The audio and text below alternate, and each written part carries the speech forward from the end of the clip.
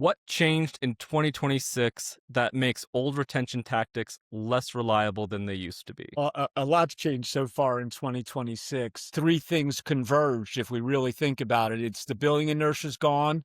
Members don't care about the discounts, and then the attention is fragmented and trust is very low. With Apple and Google and the major networks all forced cleaner cancel flows over the last, 18 months, and the FTC's click to cancel rule, Visa and MasterCard pushing subscription management services inside banking apps, Apple's, easier in-app cancel UX. Members used to forget they had a membership. Now they get a monthly nudge from their bank to review it. So there's a lot of other billing inertia that has come into play. And the free money we used to make on disengaged members is mostly gone. Secondly, the members are smarter about the discounts. We train them as an industry. We've been teaching them that there's discounts, and we've devalued our products and services for years and years as our selling tactic and our offers. And every time a brand ran a 20% off next month, if you stay, it taught the percentage of the base to threaten cancellation in order to, get an offer. Sophisticated cohorts, now pause for 90 days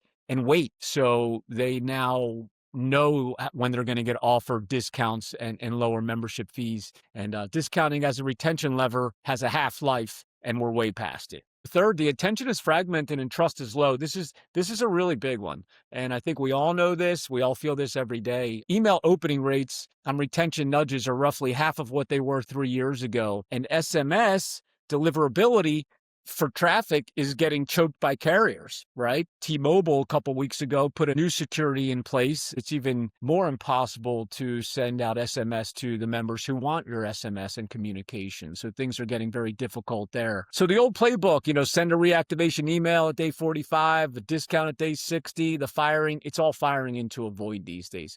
And the implication is simple. You can't retain people by waiting and messaging anymore. You have to give them a reason to commit early with something that they actually feel. So instead of discounts, what should businesses be using when it comes to engagement, retention, or acquisition? So the alternative to discounts that are having a lot of success in the industry is rewards. We know we have points programs, but points programs are not rewards. Rewards are what you get when you turn in the points, when you turn the points in for Amazon, or you turn them in for a new outfit for Lululemon or something like that. So a discount is a negative. We perceive it as a minus. We perceive it as taking something from here and throwing it off, taking it off and having less. Adding a reward or something that's a positive. So I get this fair price, same as everybody else. I've got that. Now I got something added value maybe others didn't get that gave me a better offer than them. We use gift cards with over 4,000 of our customers. And what we see is they solicit an emotional response.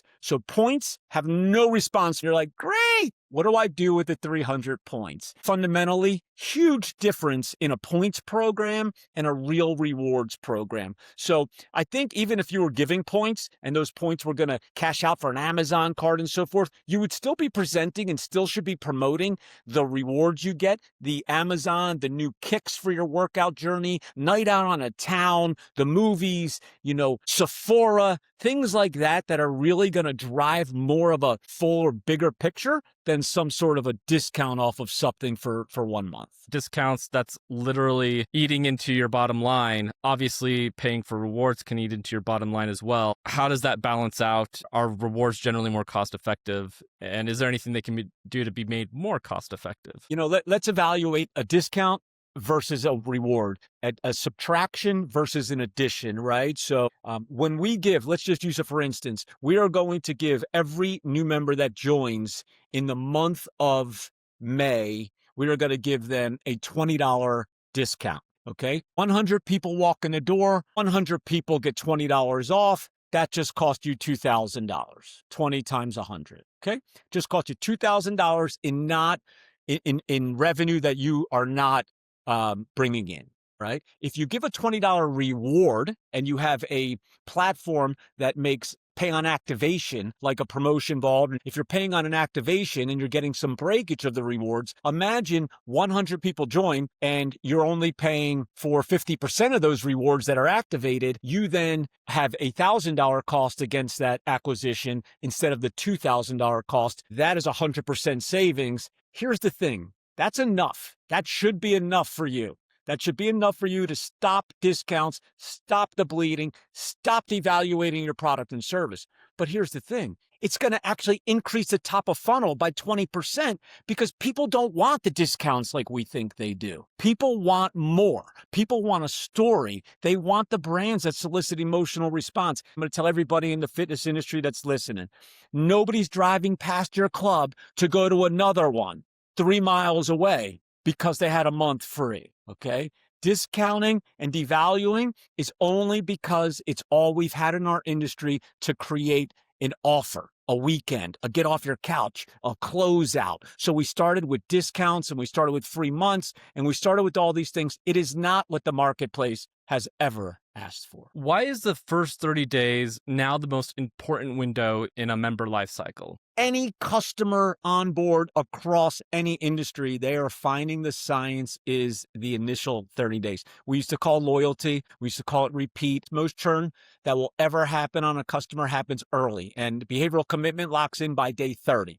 So again, it's the only window where coaching feels welcome instead of pushing. So the average membership business, 60% of all churn will happen in the first 90 days. Okay. And that's the average business, not just a fitness business. The average business, 60% churn will occur in the first 90 days. And the behavioral commitment, here's the key part about psychology. The behavioral commitment, whether someone is going to be a member or just a person paying, is set in the first 30 days. So that's habit formation territory. That's the key, is that 30 days. If a member of a fitness studio comes 4 times in their first month, their retention curve looks fundamentally different from someone who comes once. The other reason is the first 30 days is the only window where they have natural permission to ask for help, to not know what they're doing, to need that coach. So again, I feel like I'm bookmarking these, but it's really that time in that journey when it's okay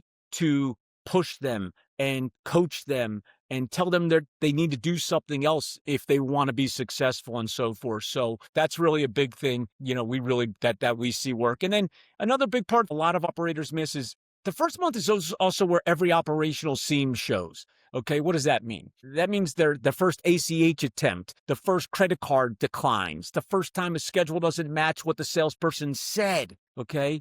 The first time they show up at the front desk doesn't recognize them, all right? You walk in, third day, you think this is the greatest place, and all of a sudden somebody new's there, they don't remember you, they don't know you.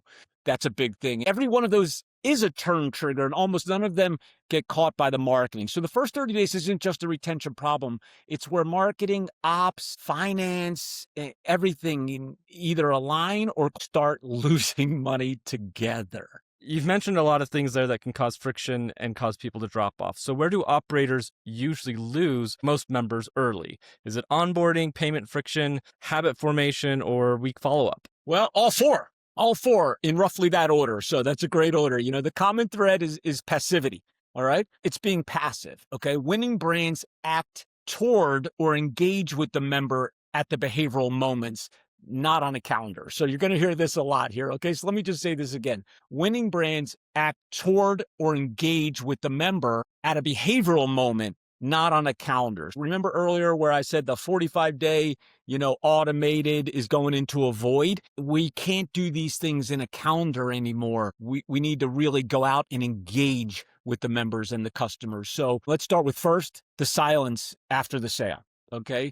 The salesperson, they work hard, they close, they get the deal, then, radio silence, okay? The member's enthusiasm is at a peak the minute they sign up, when they make that commitment, and we waste it. Okay, so they're at their peak and we really don't communicate or get them really in the game after that. We got them to that high and didn't utilize that to keep driving the actions they need to be successful, and our business needs to be successful. Second, payment friction. Okay, the first ACH pull bounces, credit card sales fails, or the salesperson put a credit card on file that expires before the first or second billing cycle. We end up treating it like a back office task instead of a retention event. And we see brands lose about 8 to 12% of new members purely to first cycle billing failures that nobody followed up on personally. Third is the activation drop. So they show up once, life happens, they don't come back. 3 weeks later, they think, I'm paying for nothing. The fix isn't, more email. It's to make sure the 2 visits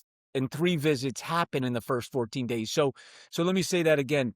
Members have good intention and they come in, life happens to them. And unfortunately, we as the business and the operators aren't pursuing and engaging and going towards them in that time to push them through that time. And by the time we do, it's already too late. So we need to do it in the first 14 days to really keep them on that path. That's a key. All right. We all know we go to the gym, work out, haven't touched weights in a while. We can't move for days. That's a critical time for many reasons. And then the fourth is the week follow-up. Okay. Generic drip campaigns.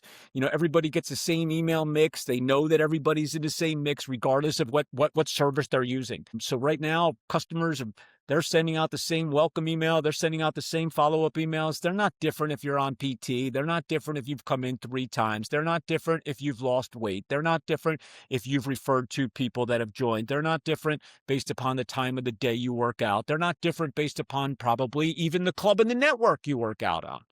So we're really doing a very bad job on that personalization there. And then, what ties all these together is they're passive. Okay. The system is waiting for the member to come back. The brands, just the brands that are winning are the ones that act toward the member and go after the behaviors. They don't treat the member like a calendar event. When we're looking at using rewards to improve these things, whether it's like payment friction or a drop in attendance or follow-up, what should operators be looking for in a rewards fulfillment platform that addresses these things? You have software, you have drips, you have CRMs and so forth. The cost to acquire the action is the key. Figuring out what the cost is and what it's worth to you to extend the life cycle of that member. So let me give you, for instance, if I can keep Casey on his membership, he's going to go for 14 months at $200 a month. Casey is a $2,800 value, lifetime value. We know that if we keep Casey to get past his first month, Casey's going to get to 14 months. The data tells us that. But huge portion of Casey's do not make it past their first 30 days. So how much is it worth for me to keep Casey on his path, on his life cycle, in his membership, on his journey? Understanding the value of the member, understanding the cost to acquire an action that keeps them over that cliff, keep them jumping over the cliff to extend that life cycle is the key. Now, if you could figure out how to use rewards that give you some financial breakage and some discounting in what it cost you to provide that reward, you can turn that into a higher value reward, which is really going to start your flow. Example, what we do with customers is if you use a $50 reward, you're only going to get an activation rate of about 60%, meaning they have to engage with it or you don't pay for it. Our team of success coaches goes back to the customers and says, listen, the system says that you should be using, if you want to use a $50 acquisition cost, it says, hey, you should be at an $85 reward value. And with the breakage that you get from a real platform, you're going to be at a $50 cost to acquire that action. That's the key. It is a science. It is all a financial model of using financial tools in the right places based upon the data to drive action and increase that life cycle retention. So one of the things I heard from that is that it would probably be beneficial to have a rewards fulfillment platform that can actually hook into your data, hook into your CRM, whether through Zapier or an API or another method.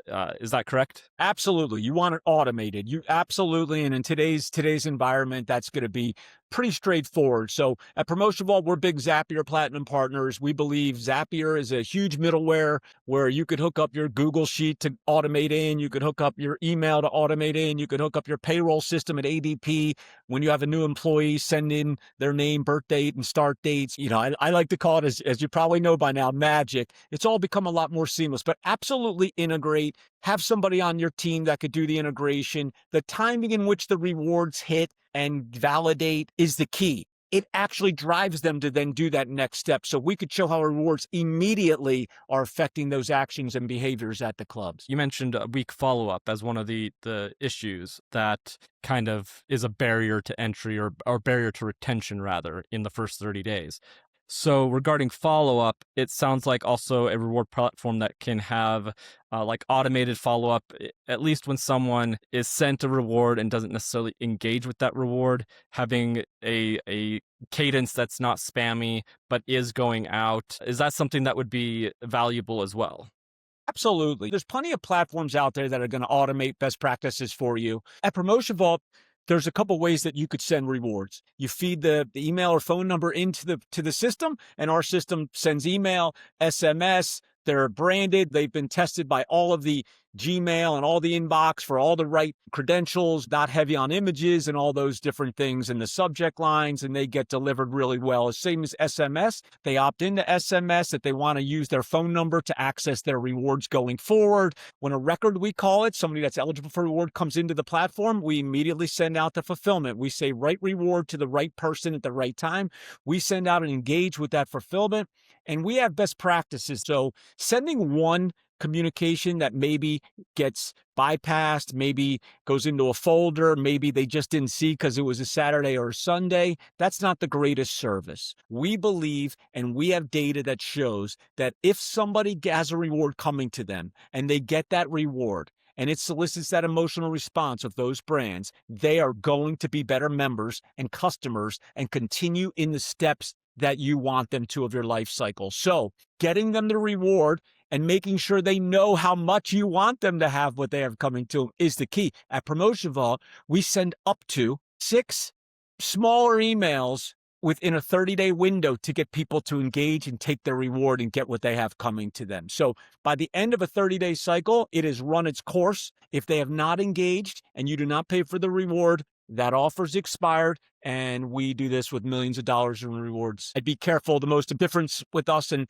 the other ones out there are the models of where you pay and how much you pay. Somebody might give you 10% off. You might pay $9 on a $10 reward period, but they're sending rewards into purgatory. You have no insight or real understanding. So everybody's got a model to try to save you a little money in their world of breakage. At Promotion Vault, we give the breakage at the very front. At the very, very front, you're never getting money back. You're not waiting. You pay a 10% service fee on the reward face value, and that's it. There's no agreements. There's no other terms. If they engage with the rewards, you pay for the rewards. If they don't engage with the rewards, you don't pay for the rewards. We believe that's going to then allow you to use that money for higher rewards. And then I know you're going to get more actions. When you're offering a really good offer, when that $50 referral becomes an $85 referral, you're going to get more referrals. And that's how our business is repeat. Because by the model giving you that breakage, bigger rewards give you more actions. And that's how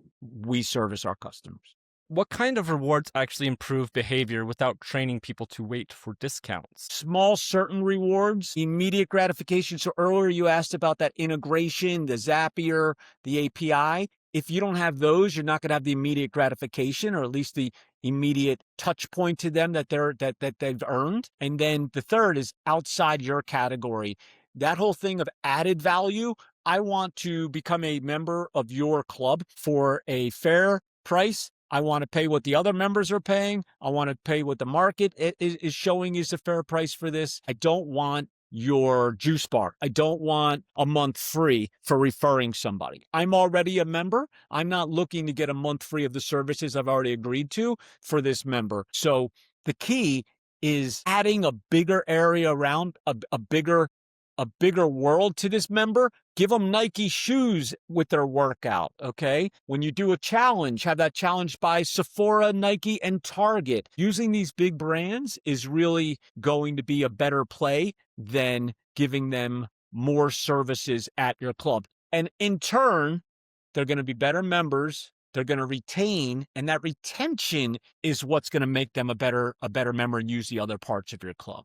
How should teams decide which moments deserve an instant reward, whether that's trial conversion, a first visit, an ongoing streak of purchases, an upgrade, a switch to ACH from a credit card, a referral, a renewal, or a reactivation?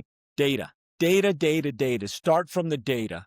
Start from the data, not the marketing calendar. Okay. So I like how you kind of sum these all up here. This is about where they are in their life cycle and not about an action on a calendar. So find the 2 or 3 behaviors that most correlate with surviving past day 90, okay? And build a reward around those. Pick 2 moments in that life cycle and execute them really well. So again, we're going to start with the data, not the calendar. We're going to pull 6 months of member history. We're going to find 2 or 3 behaviors most correlated to surviving past the 3-month mark. Okay, we really want to keep them on that life cycle. For fitness, it's really going to always be their visit count in their first 30 days. Okay, just to bring it home quickly, the visit count in the first 30 days is going to be a major marker on the success of the life cycle of that member in that business. So driving them to get past that, driving them to get a certain amount of workouts, and the data will tell us how many workouts. We have some clubs, 4 workouts shows that life cycle extends, and we have some clubs that show that you need to get them 7 times for that life cycle to extend. But that is going to be the biggest one to extend the membership life cycle at a gym is going to be the usage in the first 30 days. For a SaaS subscription, it might be the number of seats activated or some aha feature, that was used. And for a wellness app, it might be the frequency in 1 week. So it all depends on what the data shows is really the key driver in that retention. From there, I think it's about a portfolio of about 7 moments. Operators should pick 2 or 3 to start, but I believe there's 7 moments in that life cycle that need to be driven and incentivized to continue that retention. So, just bringing this into like real world application, it sounds like something that could potentially work to drive this behavior and ensure like raise the entire lifetime value of the customer ultimately is by like within that first 30 days if they need to nail like 4 visits or like 4 purchases, providing like a tiny reward and each purchase a slightly larger reward, and the end is, the biggest reward of all. Or if it's 7, again, just spreading that out, smaller rewards into a final bigger reward. Is that actionable? Is that something that works and moves the needle? Absolutely. Absolutely. Rewarding them through their life cycle also gives you the ability to create that narrative of what that life cycle looks like for them that they expect from your business. So they expect you to let them know that they need to come in X times in the first 30 days and that they need to do their fitness consultation by their 7th day or they're going to fall off, and that they are going to, experience certain things in their first 2 weeks of pain and hunger and other things, and they need to get through those, and they expect that from you as well. So let me give you an example of some of those touch points. Examples like a trial conversion. When somebody moves from a free or a paid trial to a membership, that would be a great decision point and a great rewarding moment. Those moments deserve a little more than just a confirmation email. The first milestone, okay? So let's say visit 3. Let's say the first class booked, the first workout logged. If they switch to ACH, which is going to allow for better membership billing, and we see an extension on the life cycle there as well. Upgrades, okay? So if we get them to upgrade because they've gotten a certain amount of workouts in and they've done a certain amount of the other classes and they're engaged with personal training, they're going to upgrade to PT. They're going to upgrade if it's a studio, they're going to upgrade to an unlimited instead of an 8-pack and things like that. Again, the decision rule is to pick the behavior with the highest LTV correlation, instrument that exact moment in your system, right, where that engagement can occur, and then attach a small certain reward. Again, don't try to do all at once. Pick 2 and execute them well. And as the data shows you're clearing that hurdle, you add to the other points. And we talked a bit earlier about, you mentioned pay on activation economics, pay on activation payment models. What does pay on activation change for finance and for campaign design? So pay on activation is the key to Promotion Vault's platform. Unlike other providers out there, rewards and payouts platform where you pay up front, you pay for every single reward you send, whether or not it's engaged, whether or not it goes to nowhere into a dark, deep hole somewhere. A big thing about Promotion Vault is you pay on activation. So it converts retention from a fixed cost into a variable cost. So you can advertise bigger headline rewards because you only pay when people activate or engage with the rewards. And marketing and ops and finance end up working together on the same scoreboard, I would say. That's what we see with our customers. So, what does that mean? Two big things. For finance, if you're paying on activation, it converts retention from a fixed cost into a variable cost. And if you commit to, we'll give every new member, let's say we'll commit every new member a $20 reward in their first 3 visits.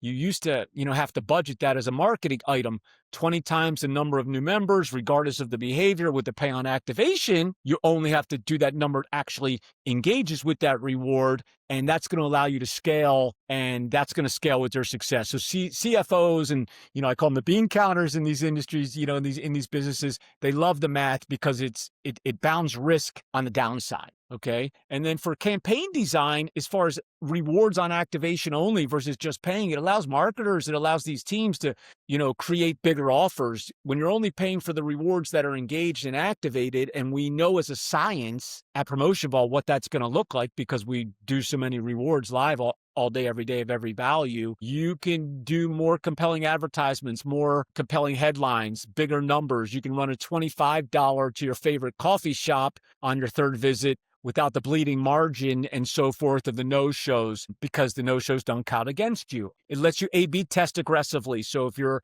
an organization that really wants to A/B test and add things, more aggressively, you can run multiple parallel programs. You can segment more finely when having the forecast redemption perfectly. So it really is going to create a variable in it based upon how good you are at the action. But you are going to only pay for people that engaged, and it's going to allow you to take that breakage and really reinvest it in the right place in that life cycle. How can operators use reward activations and mini surveys to learn something useful and not just hand out incentives? So what we see is the highest attention moment that a club is going to have with a new member outside of the club is when they're activating the reward.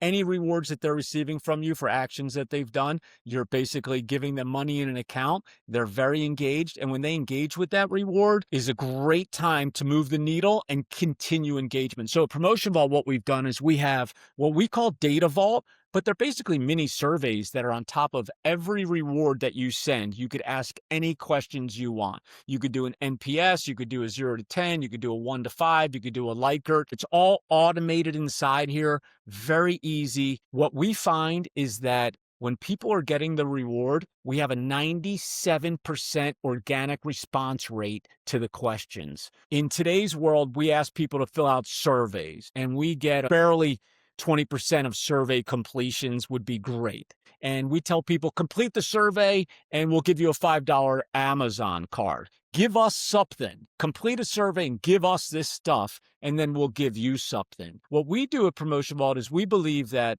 when we give you a reward, we give to get. We gave you the reward. Hey, you did something. Congratulations. Here's your reward. We can't wait to see what you choose. Now we're going to ask you some questions in that flow to get some more information that we need to better service you and the business. So it is flipping the idea of a survey. It flips the script. We give to get, where surveys are give me this and I'll give you this. So again, 97% response rate when somebody goes and clicks their reward.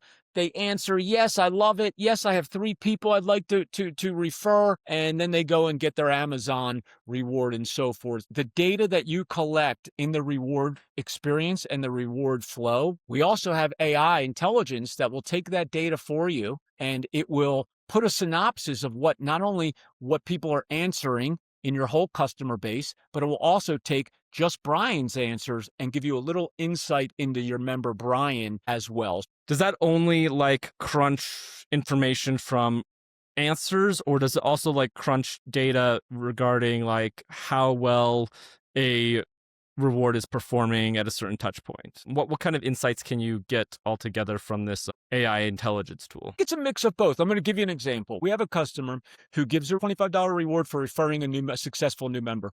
They ask them in the reward when they click it, who was it you referred today? Not data that they have in their back office. They don't know if it's your wife, your brother, your coworker, your neighbor, your friend, or met them in the street. They don't know that. So what they do is they know a lot of other things in the data, right? They know your address, they know your birthday. That's all they know. Okay. So what they can do inside of these rewards is now they ask this member and they say, hey, who'd you refer today? Was it a coworker, a family member, a husband or wife? And based upon the data, you ready for this? The data showed 76% of the people referred were a family member. So they went into Data Vault, they get the reports. I'm on a call with the customer, we're reviewing the data, and we're thinking about how we could take these promotions to the next level, which we're always doing. They're like, oh, let's make a poster, let's do a family day, let's do a we appreciate your family here. And I was like, yeah, we have to double down on family. That's what's working. And then we looked down a little further in the AI intelligence, and it told us to have a coworker day, that we need to run coworker Saturdays. And my customer and I were like, wow, we're already tapping the market at 76% of our referrals coming from the family. We can move that needle a little bit, but our growth is going to come if we could start getting 15% of our referrals to come from our customers' coworkers. So that's an example of how the data can help move the needle and help you understand your target.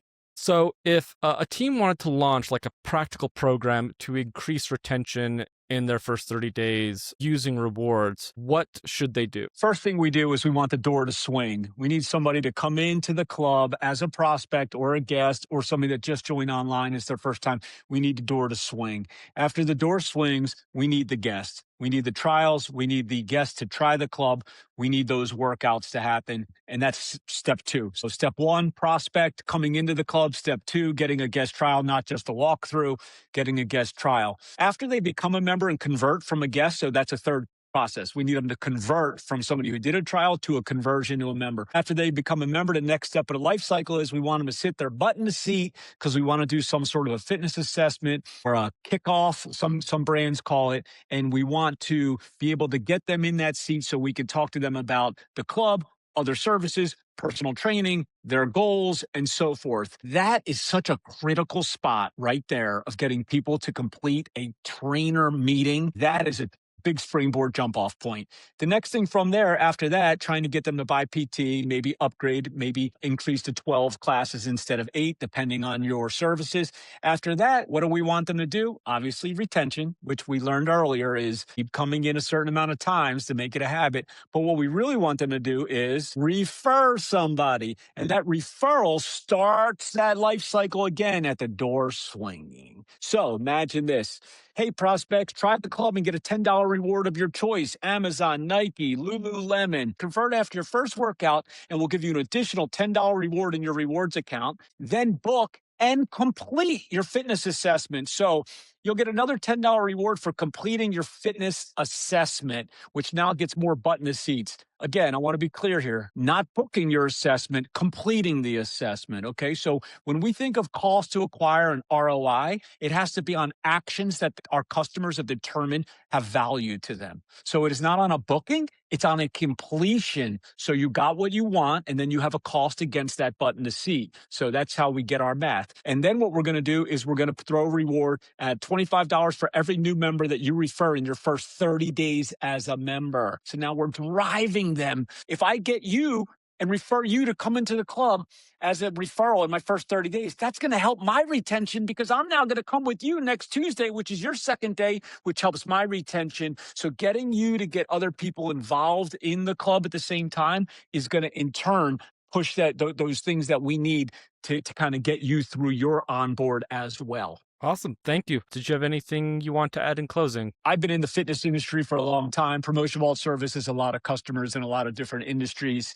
The most important thing in fitness is we can't devalue the service that we're providing of health and fitness. And I understand what we've been doing for years, and this is why I created this company. The reason that we're all giving away our membership and devaluing and discounting and these things is because that's all we have in our shotgun. That's all we could shoot. That's what our bullets are free month. Our bullets is $20 off. Our bullet is no registration, no processing fee. And the reality of it is, if you could find other bullets that bring added value and not your discounts that are eroding the services that we could provide. That's how we get past the 18 to 20%, depending on where you lie, of people that are members of a club, is we need to keep those members as we keep our onboarding. So we can't just mix a member for a member. We need to onboard as we're keeping our members.